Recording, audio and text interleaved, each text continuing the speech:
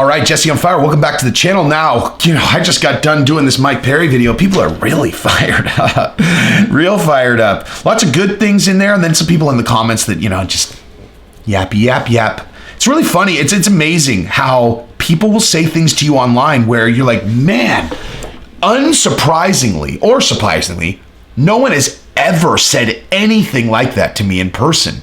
Why do you think that is? She's like, what is it about being able to write in the comments anonymously versus standing in front of someone like me and then saying things like that? Like, why do you feel so much more bold on your computer than you would if we were in the same room? What is that? I don't know. I have a couple theories, but I'll just keep them in the noodle because I feel like most people probably have theories about that. Like, why would you say something like that to a person you would never say it to in person? Why is that?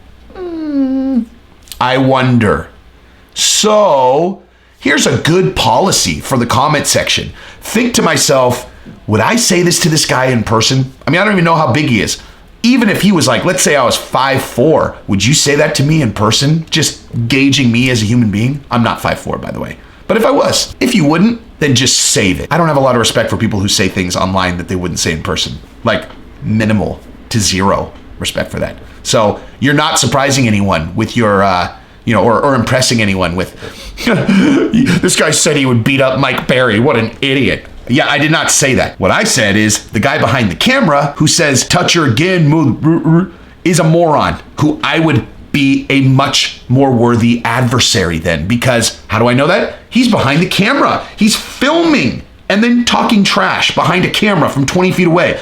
That tells me a lot about a person, okay? A lot. Just like that's the kind of person who would be in my comment section, like you, okay? So save it.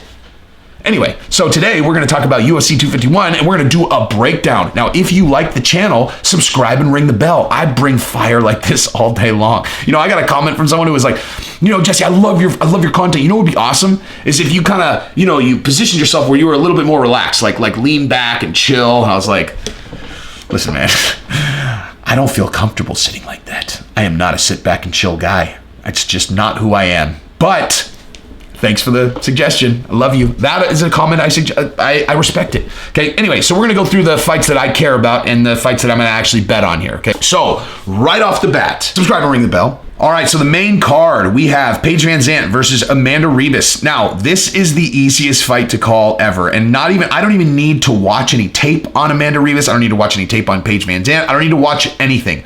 All I need to know is I need to know the business. Okay. I need to know the UFC business. And the UFC business is simple to predict in a lot of cases. Like, as an example, when a hot, young female fighter who you have built into a brand is in her last fight of her contract and she's not willing to sign an additional long-term contract, you are going to give her the worst matchup ever on purpose because you don't want her to drive the price up. You might end up in a bidding war and you want to pay as little as possible. Okay? Simple as that. You don't want to lose her, right? You don't want Paige Vanzant and Bellator. You certainly don't want them getting her for, for whatever. You don't want to have to pay. You don't have to pay, right? So they're very intentionally giving her the worst matchup ever. That is what's happening, okay? And so I'm not even going to break down the fight, okay? Amanda Ribas is a minus 800 favorite, and that is because everyone in the world thinks she's going to beat Paige Vanzant, and she's going to, okay? If Paige pulls this off, especially given how inactive she's been. I mean, she's been very open that she makes more money on Instagram than she does fighting in the UFC, and whatever. Like, that is what it is. I mean, look, I'm not going to throw stones at that. What if someone figures out a way to make money? There's no way that a person can make money that I'm gonna throw stones at, and that is pretty universal unless you're stealing it from someone else or taking it to hurt someone else. Simple. I mean, outside of when someone is willingly entering an octagon to get hurt as well, right? But yeah, I mean, so she's married. UFC is not her primary focus. It's the last fight of her, of her contract, and they're gonna put her in there against someone who's gonna kick the shit out of her. Simple as that. So moving on to the next one. Now this is a very different ball game. Now we got Rose Namajunas versus Jessica Andrade. Okay, now the UFC wants Rose to win this bad. Okay, bad, and because what are they gonna do with Jessica Andrade?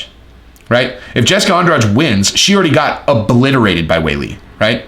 Okay, so Weili, basically this is how it's going to break down. I'll talk about the fight, but the UFC wants Rose to win because if Rose wins, then she fights Weili for the title. That's a huge fight. Okay, Rose is my favorite female fighter but I am very objective with her for whatever reason. It's probably because she's so fucking good. I can be objective with breaking down her fights. But she is to me, this is the stone lock of 2020 is Rose winning this fight. Okay. Basically look at it like this too. Like, how is Jessica Andrade going to win if she doesn't slam Rose? Okay. Did you watch the first fight? I've never seen someone so outmatched on their feet as Andrade was to Rose. It was literally absolutely perfect timing, perfect in and out, like her footwork. She's here, she's there, she's in. The minute Andrade would open up, just just like, it was masterclass. It was just like the precision she was hitting her with, and how well she was able to anticipate where Jessica was going to be. And the second Jessica was open, I'm talking for a millisecond, she's just in and then back out. It was just amazing. And she just was touching her. Andrade swing, miss, just beautiful. Okay.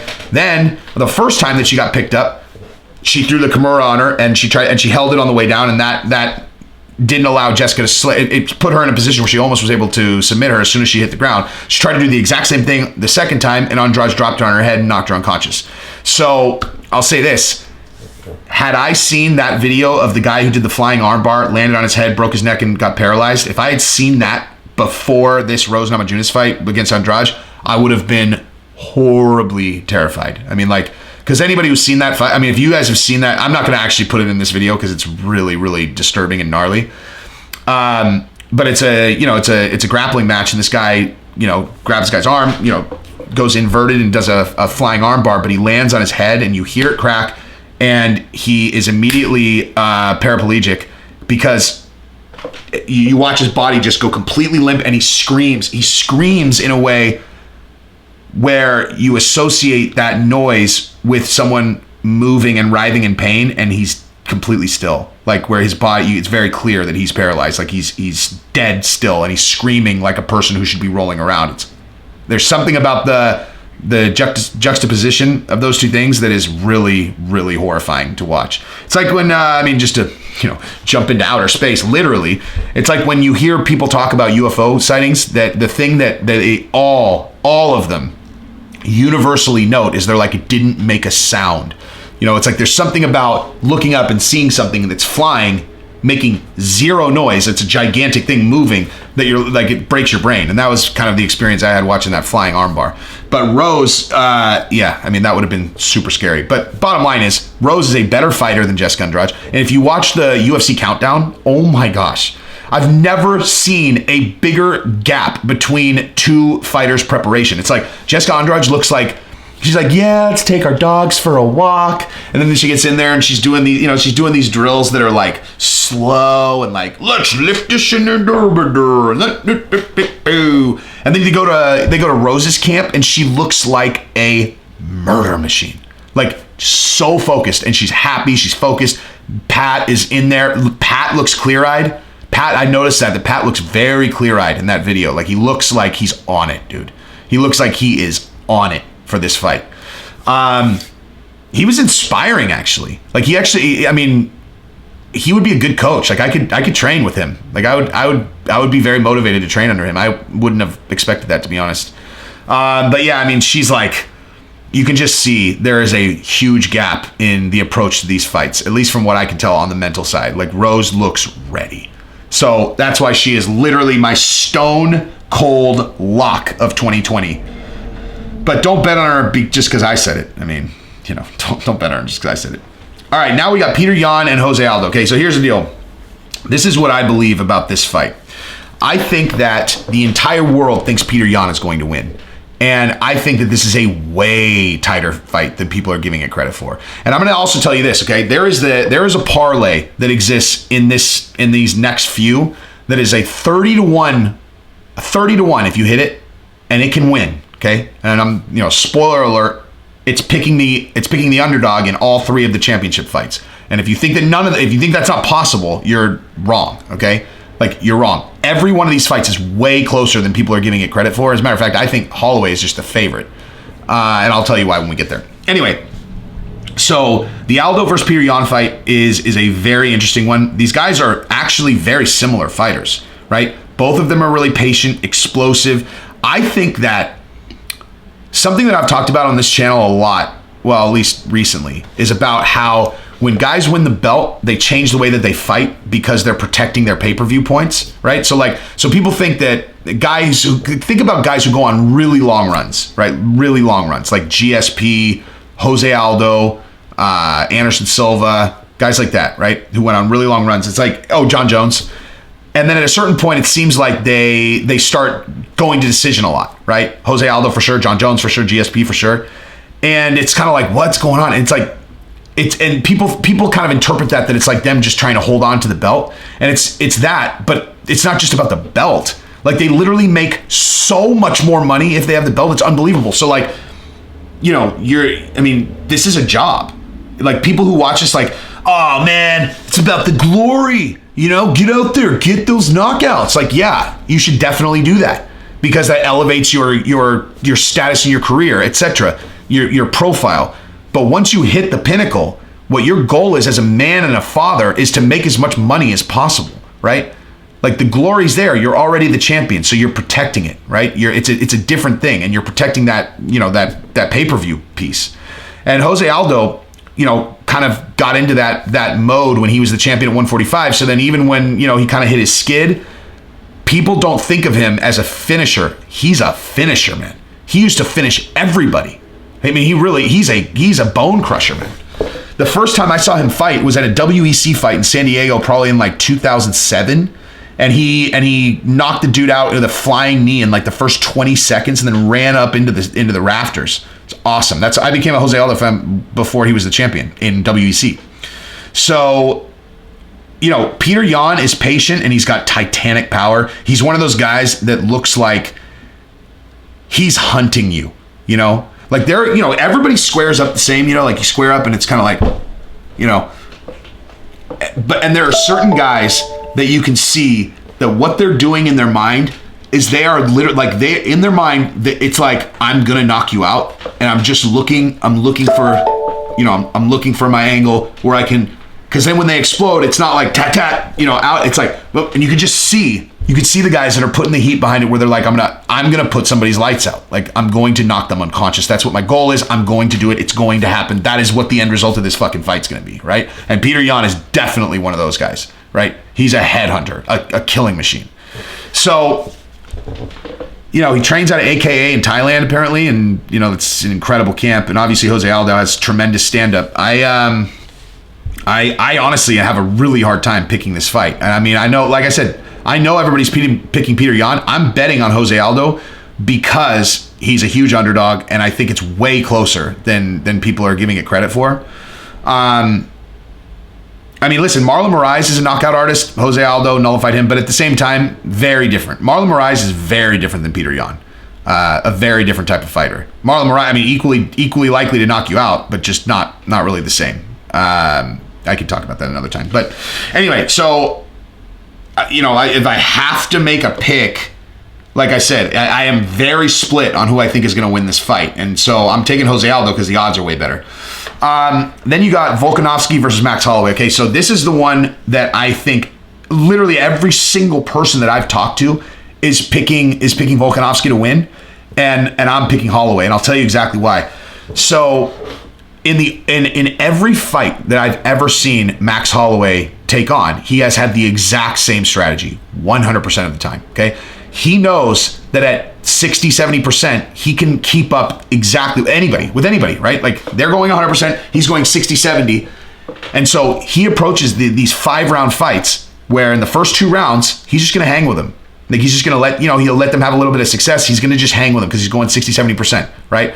And as they start to tire out in the 3rd round, right, when they start, their cardio starts to get a little bit shaky, he's been saving himself. All of this is him pacing himself so that in the back half of the 3rd round, 4th round, 5th round, he's going to put it on him because his cardio is unbelievable. And then now he's going to not only keep putting it on him, but the combos are going to increase. He's going to throw longer, more punches, more kicks, all of them strung together, where now you're seeing new looks. It's coming faster and they're new looks, right? That's been his strategy, and it's always worked. Okay, against Volkanovski, it didn't work. And the reason why is because Volkanovski has an endless gas tank. The guy is a machine, okay? So what I believe is I think that Max, having seen the other fight and how it went, I think, first of all, he's going to be more ready to block, to be checking leg kicks, which is how Volkanovski based his entire attack throughout the first fight. But also, I think Holloway is going to change how he normally fights. I think he's going to start putting it on him from round one, okay? And I mean, I'm talking universal. Look at every single one of Max's fights. That's what he does, right? Every single one of them. And I think in this case, he's going to recognize what the error in how he approached that. Well, it wasn't even an error. It's just against Volkanovski, it doesn't work as well. Right, so I think he's gonna be on him early. I think he's gonna put pressure on him, and I think you're gonna see the third, fourth, fifth round Max through the entire fight. So, these two guys are so closely matched. Volkanovski's a beast, man, but it's Max Holloway, right? Like how everyone is writing off Max Holloway is bananas. I don't understand it. I legitimately do not understand it. I think it's one of those things where, like, if a guy has been coming up and he's like basically undefeated, right? Because Volkanovski, for all intents and purposes, is undefeated I think he is actually undefeated in the UFC, right? No one has even shown a chink in that guy's armor. It's actually very impressive. Like I can't think of a single thing. He hasn't been hurt. He doesn't get hit. I mean, Max Holloway landed shots on him, but like I've never seen him stumbled. I've never seen him rattled. He's just a little ball of murder, And so when you have guys like that, it's hard to think of a way that they're going to lose because you've never seen them get rattled. The same with like Khabib, right? You can't even envision it. But I mean, eventually someone's going to get him, and I think Max is going to do it, and I think that's how. So the last one, Kamaru versus Jorge Masvidal. Okay, so this is obviously a huge mismatch on paper, right? Supposedly, right? Everyone's got Kamaru. He's he's incredibly strong. He's definitely going to be stronger than Masvidal. He, like Volkanovski, not a lot of chinks in his armor, right? Like there's not a lot of areas someone can go back and go, oh, well, here's where Usman got rattled, and, so maybe he could do something like this. Like even with Khabib, people are like, oh, look, Michael Johnson landed that shot and he got stumbled. I don't see a lot of clips like that with Usman. That said, if you really watch his like if you look at his last two fights, right? Against Tyron Woodley, he is a perfect matchup. Tyron Woodley is a perfect matchup for him because Tyron Woodley's going to sit back. Tyron Woodley does not like to be pressured, as we learned from Gilbert Burns also, who implemented the exact same game plan and had the exact same result, right? Tyron Woodley does not like being pressured. He likes to sit back, but the guy has to have some semblance of opening where he can land that big, heavy overhand. And if he doesn't get that, I mean, that is his, I mean, it's a terrifying weapon. But when you take that away, he's not a guy that has a lot of other stuff to go to. And so Usman, he's a perfect matchup for Usman. Colby, right? This is why I will fully acknowledge I am a fanatical Masvidal fan. Okay, like I love Jorge Masvidal. Everything about the guy, I love him, man. And we can go into that in a second. But so I will acknowledge that I might not be being objective in this case. Okay, when it comes to Masvidal, Till, Cody Garbrandt, Connor, Rose, and maybe Francis. You can take my opinions with a grain of salt because those guys I'm like legitimately like emotionally attached to their careers. But what I see with Jorge is in his eyes, like when he was talking to Chael yesterday, like in the morning, dude, this is a guy who genuinely believes with every piece of him that he's going to win. Like there is no doubt in his mind, none, and that is very powerful. And also, when you look at the Colby Covington fight with Usman, like that was forced to stay standing. Okay, now Colby has an absolutely endless, ruthless pace that he puts on guys, but I don't think anybody is going to say that he has knockout power like Masvidal. And I don't think that anyone would say that his stand-up is as good as Masvidal's. It's just absolutely constant, right? Masvidal has murderous power, right? And he is a better striker than Colby. Now, Colby landed a lot of shots on Usman, okay? He really did. He just did. Like those two guys, like Colby and Usman, that was an incredible fight because they nullified each other on the ground, so they stood in front of each other and banged. But Masvidal is a much better striker than both those guys. Incredible footwork, great round kick, probably one of the best boxers in the UFC. So, Usman's going to want to try to take it to the ground, most likely. I can't see, even training with Trevor Whitman, I can't see that being enough time for him to catch up to how good Masvidal is on the feet. So, in order for him to win, he's going to have to ragdoll Masvidal, period. He's going to have to take him down. He's going to have to hold him down. He's going to have to make him tired. That's the end of story. That is the way that he wins. If it ends up on the feet, Masvidal's going to win. And, this is a new Masvidal, man. Now, I will acknowledge in his 3 fights since he came back from the jungle after he had his awakening, none of them are heavy wrestlers. Askren, but he knocked him out in 50 milliseconds. But, he looked great in the clinch against Nate Diaz. Excellent in the clinch against Nate Diaz.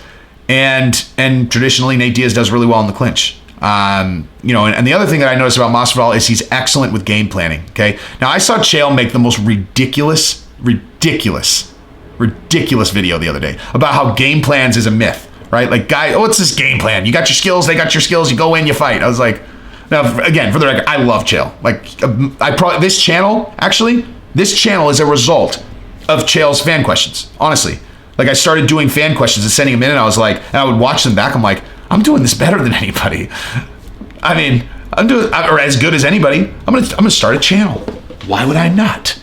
So anyway, yeah, if I ever run my mouth about Chael, I'm joking. But the thing about the no game plan, like, what are you talking about? What on earth are you talking about? Like, you think that Habib fought Conor the same as he fought Al Iaquinta? Or you think that Masvidal fought the same against Nate Diaz as he did against Darren Till? Because he didn't. They fought completely different. They fought very, very different. He very clearly had a game plan in the clinch, underhooks, like keep him tight so that he can't work in the clinch and then explode out with elbows. And the hell? It's all over my shirt. It's my favorite shirt. But yeah, so, his ability to implement a game plan, at the end of the day, we know exactly what Usman's going to want to do. So does Masvidal. So it's a matter of skills. Like, are your skills going to be able to nullify Usman? So bottom line is, in terms of bets, I'm betting Masvidal, Aldo, Holloway. All 3 underdogs. Because if they all hit, 30-1, son. 30-1. So you bet $20, you can win $600 if that hits. Or bet $200, win $6,000. But yeah, so there's that. And then also, from a one-on-one perspective, like, I keep thinking about each fight, and I'm like I can't get past 50-50 on any of these fights. I really can't. Like, all of them look 50-50 to me, which is crazy, but it's true. I really do. Every single one of them looks 50-50 to me. So anyway, that's what I got. If you like the channel, subscribe, ring the bell. I do this every day. And again, for the record, I did not say that I would win in a fight against Mike Perry. Fucking idiots, okay? Idiots. I said I would be a bigger challenge than the dumb fuck who's behind the camera saying, touch her again, motherfucker. Fucking idiot. Anyway, subscribe, ring the bell. Peace.